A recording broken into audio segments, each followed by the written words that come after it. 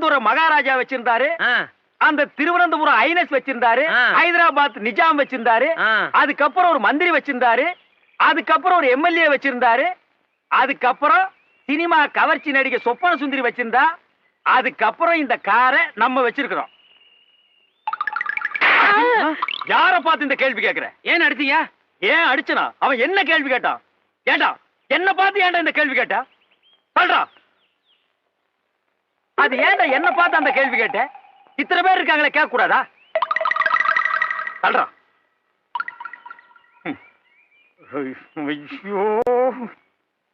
ஐயோ, ஏன்டா என்ன பார்த்து அந்த கேள்வி கேட்ட? ஏனே அவனை அடிச்சுட்டே இருக்கீங்க? அப்படி என்ன கேட்டான்? என்ன கேட்டானா?